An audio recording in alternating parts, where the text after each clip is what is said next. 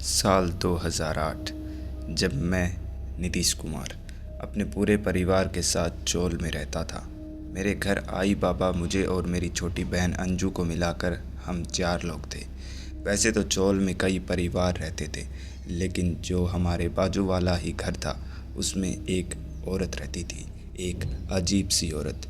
चोल वाले कहते थे कि वो औरत नॉर्मल नहीं थी, उसने अपनी बेटी को खुद अपने हाथों से मारा है। लोग कहते थे कि वो भूत है और इसी वजह से उस औरत से कोई बात भी नहीं करता था। और शायद उस औरत को भी अकेले रहना ही पसंद था, क्योंकि वो बस ज़रूरी काम से ही घर से बाहर निकलती थी। उसके बाल हमेशा खुले रहते थे और वो गर्दन झुकाकर बिना हाथ हिलाए चलती थी। हम बच्चे जब भी बाहर चोल के आंगन में क्रिकेट खेलते तो वो औरत अपनी खिड़की पर खड़ी एक टक हमें देखती रहती।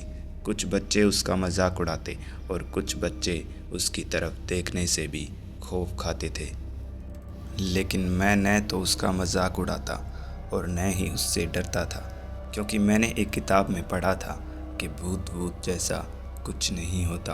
और न जाने क्यों उस औरत से मुझे एक हमदर्दी सी थी।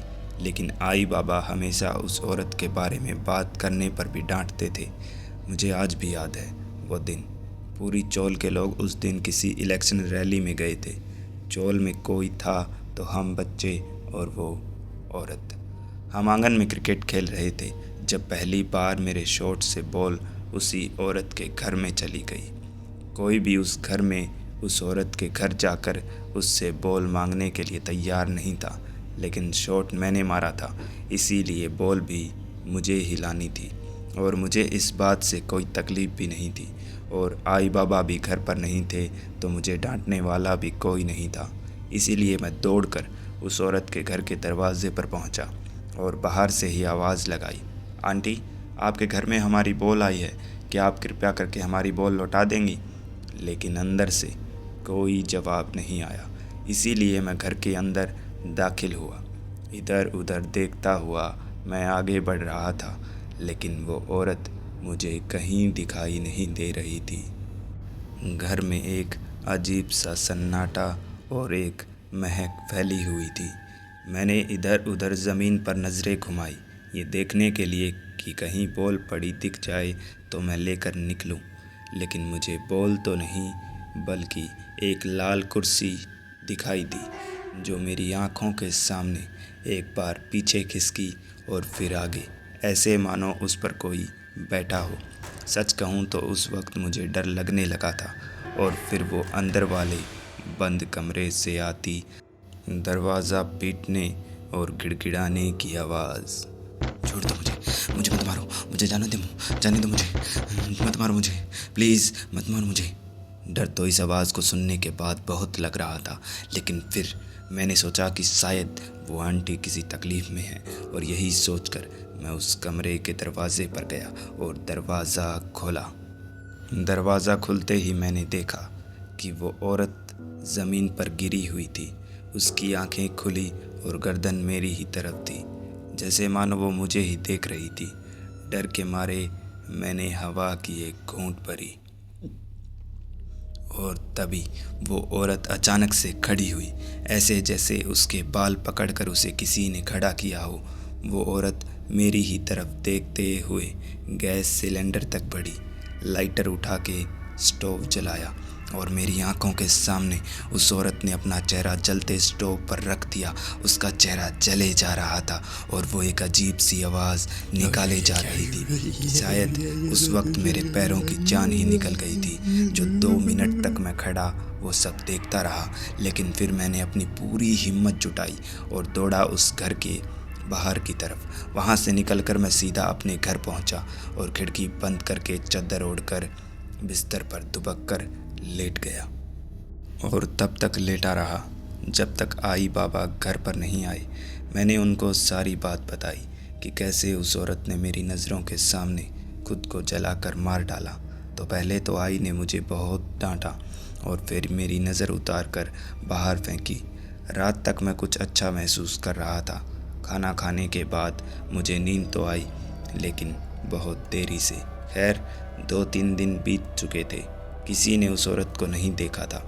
न ही खिड़की पर खड़े और न ही पानी भरते। लेकिन जब उसके घर से एक भयंकर बदबू आने लगी तो पुलिस को खबर की गई। पुलिस ने उस औरत के घर में उस औरत की सड़ी गली और आधी जली हुई लाश बरामद की। मुझे यह समझने में बिल्कुल भी देर नहीं लगी कि वो औरत उसी दिन मरी है जिस दिन मैंने उसे आखिरी बार देखा था।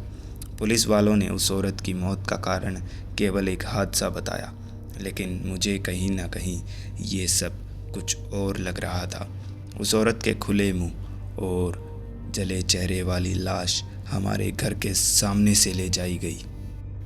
रात तक वो भयानक चेहरा मेरे दिमाग में घूम रहा था और उसी वजह से सबके सोने के बाद तक भी मेरी आंखों में नींद कहीं नहीं थी। और तभी एक आवाज़ मेरे कमरे में हुई।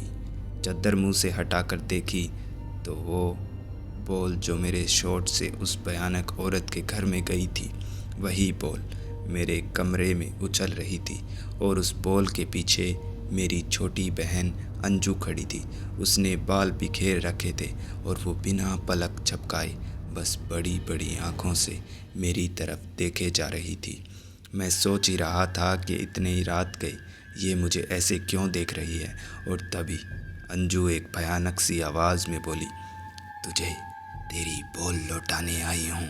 और इतना बोलकर अंजू एक बहुत ही भयानक सी हंसी हंसने लगी। मैं ज़ोर ज़ोर से चिल्लाता हुआ अपने पलंग पर ही चद्दर ओढ़कर खुद को छुपाने की कोशिश करने लगा। और तभी शायद मेरी चीखने की आवाज़ सुनकर आई बाबा दौड़कर मेरे पास आए और मुझसे पूछा कि क्या हुआ। तो मैंने बिना देखे उस तरफ इशारा करते हुए कहा, आई छोटी वहाँ भूतनी बनकर खड़ी है। आई ने कहा कि कोई नहीं है वहाँ, और अंजू को तो 4 दिन हो चुके हैं तेरे मामा के घर गए हुए। आई की ये बात सुनकर मुझे भी याद आया कि अंजू तो घर पर है ही नहीं। खैर, उस दिन के बाद भी वो औरत मुझे कई बार दिखाई दी। कभी औरतें पानी भरती, वहाँ अलग खड़ी वो मेरी तरफ देखकर मुस्कुराती। कभी मेरी खिड़की पर उस औरत का साया मेरे पीछे पड़ चुका था। मैं ये सारी बातें आई को बताता, इसीलिए आई मुझे एक बाबा के पास लेकर गई। उस बाबा ने बताया कि मेरे आसपास 2 साए हैं, एक औरत का और एक लड़की का, और इसका इलाज बाबा ने यही बताया कि हमें घर बदल लेना चाहिए। इसीलिए हम अपने गांव वाले घर शिफ्ट हो गए। घर बदलने के बाद फिर कभी मुझे वो औरत दिखाई नहीं दी, लेकिन जब कभी मैं उस औरत का खुला मुंह और जला चेहरा याद करता हूँ, मेरी रूह कांप जाती है। पिछले 5 सालों से अभिनव एक गंदी लत का शिकार है। ऐसा कोई दिन नहीं जाता जिस दिन वो शराब न पिए। और कमाल की बात तो ये है कि शराब पीने के बाद अभिनव क्या करता है या उसके साथ क्या होता है, उसे कुछ याद नहीं रहता। खैर, अभिनव अपने कुछ काम से नैनीताल गया था। वापसी की ट्रेन रात के 1 बजे की थी। अभिनव 12:30 बजे स्टेशन पर पहुंचा। सर्दी और कोहरा इतना था कि कोहरे में अभिनव ज़्यादा दूर तक देख भी नहीं पा रहा था। सर्दी में ट्रेन के इंतज़ार में अभिनव के लिए एक जगह खड़ा हो पाना मुश्किल हो रहा था। इसीलिए अभिनव अपने हाथों में फूंक मारता हुआ इधर उधर घूम रहा था। और घूमते घूमते ही अभिनव की नज़र लाइट के नीचे खड़ी एक लड़की पर पड़ी। वो लड़की अपने दोनों हाथों को बांध कर खड़ी थी और अभिनव उसकी तरफ बस देखता रह गया, क्योंकि इतनी सुंदर लड़की अभिनव ने ज़िंदगी में आज तक नहीं देखी थी। मन ही मन अभिनव उस लड़की को अपनी दुल्हन बना चुका था।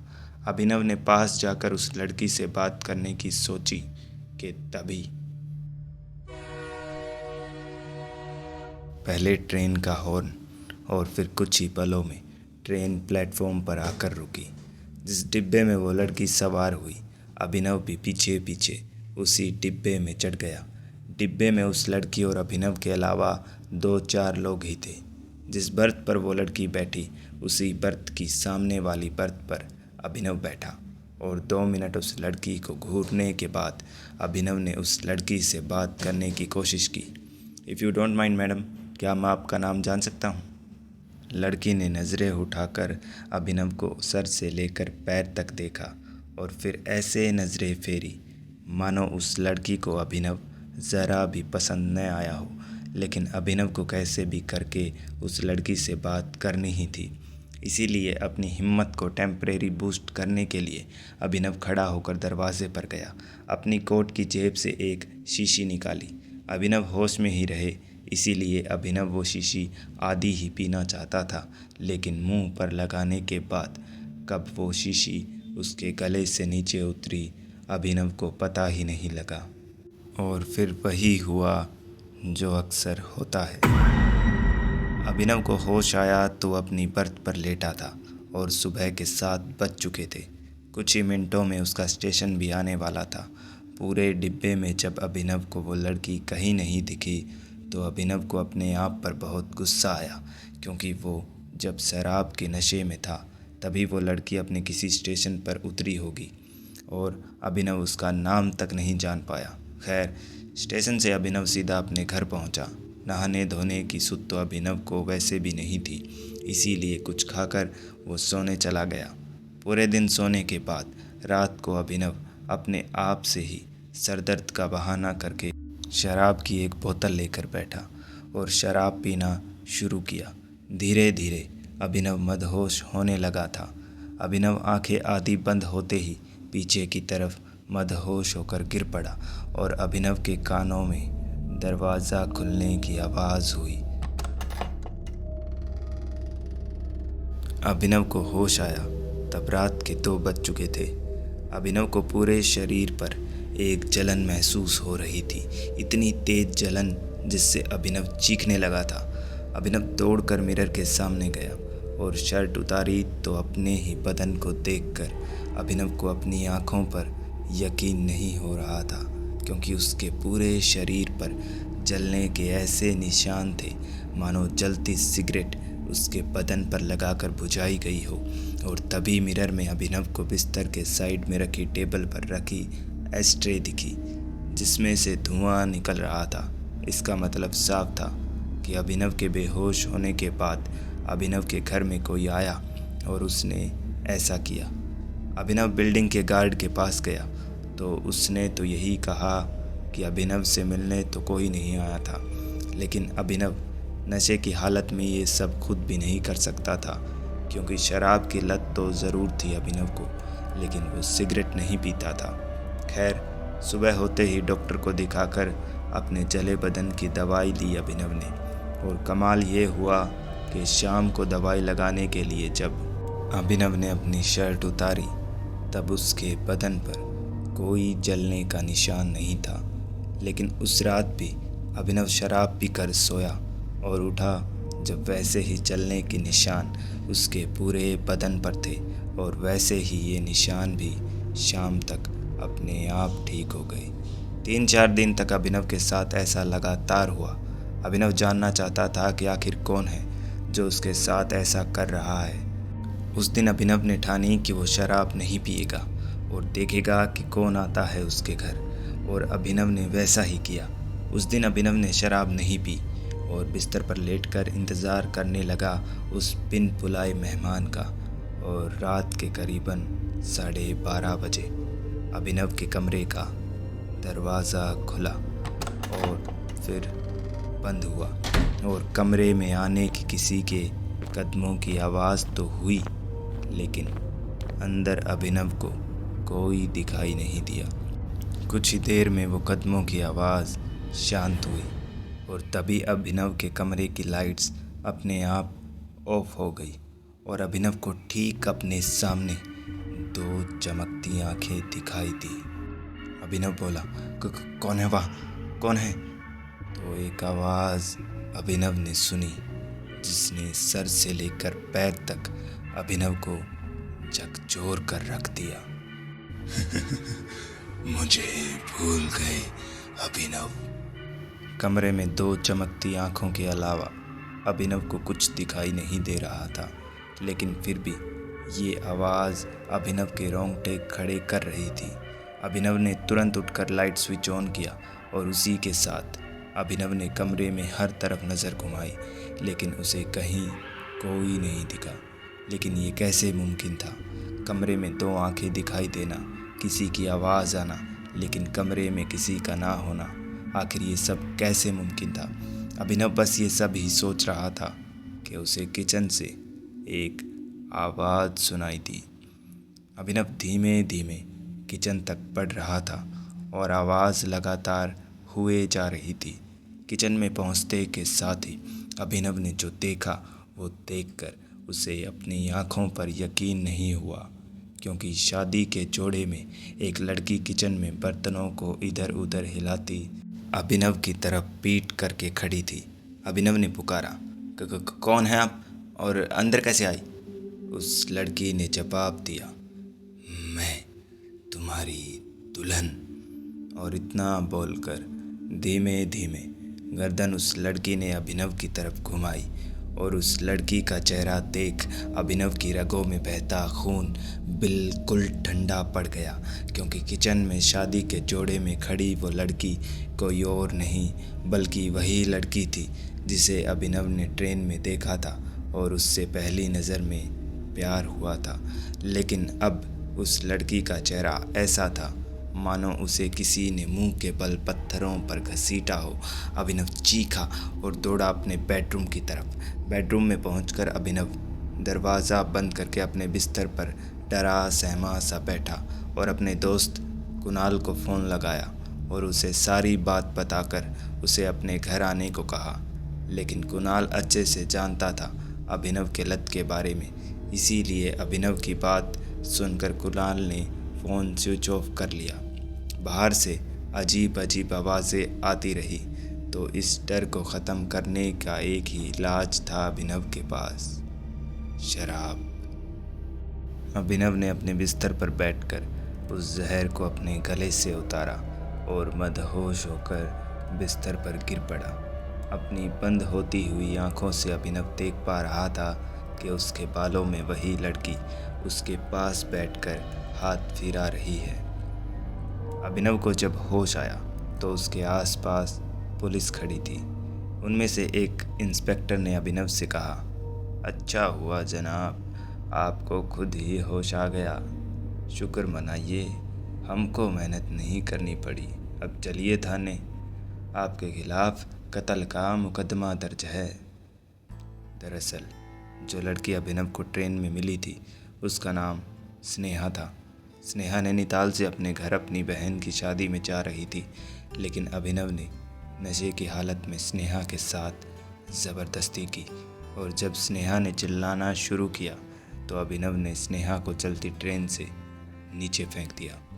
और यह सब स्नेहा के फ़ोन में रिकॉर्डेड था और ट्रेन के उस डिब्बे में मौजूद वो 2-4 लोग इस वारदात के चश्मदीद गवाह भी थे। अभिनव को इस संगीन जुर्म की सज़ा उम्र कैद मिली। नशा हमारी सेहत और समाज दोनों के लिए हानिकारक है। अभिनव से जो कुछ भी हुआ वो नशे की हालत में हुआ। अगर आप भी शराब पीते हैं तो आज ही शराब छोड़ने का प्रण लीजिए और ज़िंदगी चुनिए। मेरा नाम अनीश है। आज ही मैंने सुरेखा से शादी की है।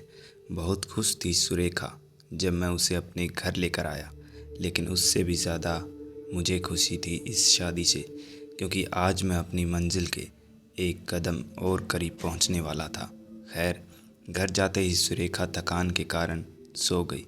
मैं नहा धोकर उसके बिस्तर पर उसके पास बैठा, प्यार से उसका चेहरा देखा और फिर अपने दोनों हाथों से उसका गला दबाना शुरू किया। सुरेखा का दम घुट रहा था और मुझे मज़ा आ रहा था। मैंने उसका गला इतनी ज़ोर से दबा रखा था कि उसका खून उसकी आँखों में उतर आया था और फिर धीमे धीमे सुरेखा ने छटपटाना बंद कर दिया। वो मेरी बीवी थी, इसीलिए मैंने उसे बिल्कुल आसान मौत दी। उसके मरने के बाद मैं किचन से चाकू और 2 बोतलें उठा कर लाया और बड़ी बारीकी से मैंने सुरेखा का सारा खून उन बोतलों में भर लिया।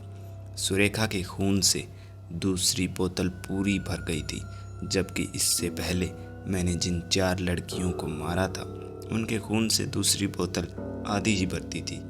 आप सोच रहे होंगे कि मैं ऐसा क्यों करता हूँ। तो भाई बात यह है कि ये मेरी मजबूरी है।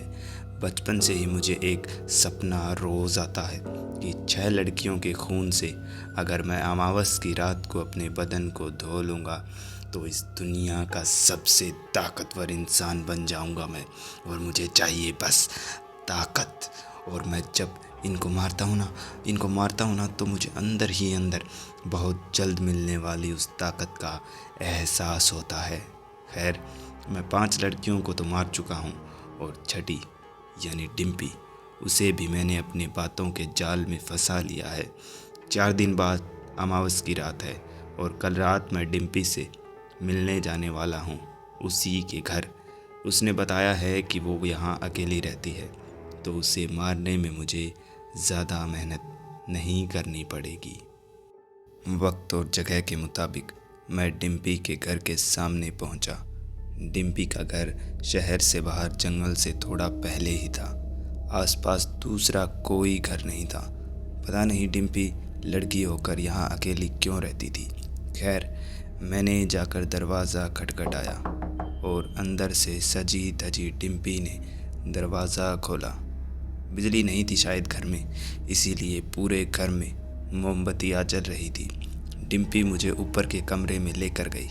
बिस्तर पर बैठकर उसने कुछ देर मुझसे फालतू की बातें की और पता नहीं क्यों वो खड़ी हुई और उसके खड़े होते ही मैंने उसी के दुपट्टे की गांठ लगाकर उसका गला दबाना शुरू किया। लेकिन पता नहीं कैसे डिम्पी ने एक ही हाथ से ही वो पकड़ आसानी से छुड़वा ली और फिर डिम्पी ने मेरी तरफ पलटकर हल्की सी एक मुस्कान मुस्कुराकर मुझसे कहा, रुक, बोतलें लेकर आती हूँ। इतना बोलकर डिम्पी कमरे से बाहर निकल गई। मेरा गुस्सा 7वें आसमान पर चढ़ चुका था। आखिर कोई लड़की मुझसे ज़्यादा ताकतवर कैसे हो सकती है। पीछे पीछे मैं भी उस कमरे से बाहर निकला और बाहर निकलते ही मैंने देखा कि ठीक कमरे के बाजू में 2 टेढ़े मेढ़े लोग खड़े थे। मुझे देखते ही वो दोनों के दोनों एक साथ एक अजीब सी आवाज़ में मुझसे बोले, कौन हो तुम और अंदर कैसे आई? सवाल के बदले मैंने भी उन लोगों से एक सवाल पूछा, मेरी छोड़ो, तुम बताओ तुम लोग कौन हो? तो जवाब में उन्होंने कहा, हम भूत हैं। उनकी ये बात सुनकर मैंने कहा, अच्छा तुम भूत हो तो मैं हूँ भूत का पापा। मेरी ये बात सुनकर शायद वो दोनों पूरी तरह चिढ़ गए और मुझे पूरी तरह मारने पीटने लगे। उन दोनों ने मेरा एक एक पैर पकड़कर मुझे सीढ़ियों से नीचे घसीटा और उसी दौरान मेरे सर पर गहरी चोट आई और मैं बेहोश हो गया। मुझे होश आया तो मैं हॉस्पिटल बेड पर लेटा था। डॉक्टर्स ने मुझे बताया कि मैं किसी ठेले वाले को सड़क किनारे पड़ा मिला और मुझे झटका तो तब लगा जब मुझे मालूम हुआ कि अमावस की रात में केवल 16 घंटे बचे थे और डॉक्टर्स ने मुझे डिस्चार्ज करने से साफ मना कर दिया था। लेकिन मुझे अभी एक और शिकार करना था और मेरे पास वक्त भी बहुत कम था। इसीलिए जब नर्स मुझे दवाई खिलाने आई, उसने मेरे हाथ में दवाई रखी और मेरी टेबल से वो जैसे ही पानी का ग्लास उठाने को हुई, मैंने वहाँ रखी एक सीज़र उठाकर ज़ोर से उसकी गर्दन में मारनी चाही। लेकिन ऐन मौके पर उसके हिलने की वजह से वो सीज़र उसके गाल में धंस गई। वो चीखी और मुझसे दूर दौड़ी। मैं बेड से उतरकर उसकी तरफ लंगड़ाता हुआ चला। तभी कुछ डॉक्टर्स और वार्ड बॉयज़ ने मुझे आकर काबू किया। मैं बोलता रहा, खून चाहिए मुझे इसका, खून चाहिए मुझे इसका। और शायद तब डॉक्टर्स ने मुझे नींद का इंजेक्शन दिया। मुझे होश आया तब मैं एक छोटे से कमरे में बंद था। इधर उधर देखने के बाद मुझे समझ आया कि मैं पागल खाने में कैद था और ख़ुद को यहाँ पाकर मैं अपनी ही चमड़ी नोचने लगा था, क्योंकि शायद दुनिया का सबसे ताकतवर इंसान बनने का मेरा सपना ही रहने वाला था। 5 शिकार इतनी चालाकी से करने के बाद 6ठे शिकार में मैं इतनी बड़ी भूल कर बैठा था। लेकिन अभी भी शायद कुछ बाकी था, क्योंकि उस कोठरी का दरवाज़ा खुला और डिम्पी अंदर आई और बिना कुछ बोले डिम्पी ने मेरा हाथ पकड़ा और मुझे उस कोठरी से बाहर निकाला। बाहर जितने भी गार्ड थे सब के सब गहरी नींद में सोए हुए थे। डिम्पी और मैं उसकी गाड़ी में बैठकर जल्दी से वहाँ से निकले। डिम्पी चुपचाप बस गाड़ी चलाई जा रही थी। उसने अब तक मुझसे एक शब्द भी नहीं बोला था, लेकिन मुझे अभी भी डिम्पी में अपना छठा और आखिरी शिकार नज़र आ रहा था। पूरे रास्ते ना डिम्पी मुझसे और ना मैं उससे कुछ बोला, और मेरी किस्मत इतनी अच्छी थी कि डिम्पी सीधा मुझे मेरे ही घर लेकर गई। मैंने दरवाज़ा खोला, डिम्पी अंदर आई और फिर मैंने अंदर आकर दरवाज़ा बंद किया, और जैसे ही पलटा तो पाया पीछे कोई नहीं था। पूरे हॉल में डिम्पी कहीं नहीं थी। लेकिन दरवाज़ा बंद करने में मुझे इतना वक्त बिल्कुल नहीं लगा था कि डिम्पी हॉल से कहीं और चली जाए। मैंने डिम्पी को पुकारा, लेकिन डिम्पी का कोई जवाब नहीं आया। लेकिन जब बाथरूम से एक हलचल की आवाज़ मुझे सुनाई दी, मैंने सोचा यकीनन डिम्पी बाथरूम में है। मैं धीरे धीरे बाथरूम तक पहुंचकर देखा बाथरूम का दरवाज़ा ज़रा सा खुला था। धकेल कर मैंने दरवाज़ा पूरा खोला। बाथरूम के अंदर कोई नहीं था, लेकिन कटे हुए बालों के गुच्छे बाथरूम में इधर उधर बिखरे पड़े थे। मैं दरवाजे पर खड़ा बाथरूम के अंदर झांक ही रहा था कि पीछे से मेरा पैर किसी ने पकड़ा और पीछे की तरफ खींचा, और मैं मुंह के बल जोर से ज़मीन पर गिरा। और तभी पैर पकड़कर मुझे किसी ने पीछे घसीटना शुरू किया। मैं मुंह के बल घसीटे जा रहा था। घसीटते घसीटते वो मुझे मेरे बेडरूम तक लेकर आया, और बेडरूम में आते ही उसने मेरा पैर छोड़ा, और मैंने तुरंत पलट कर देखा, लेकिन मेरे पीछे कोई नहीं था जिसने मेरा पैर घसीटा था। कौन है यहाँ, कौन है? और फिर पूरे कमरे में एक आवाज़ गूंजी, मैं तुम्हारी मौत हूँ।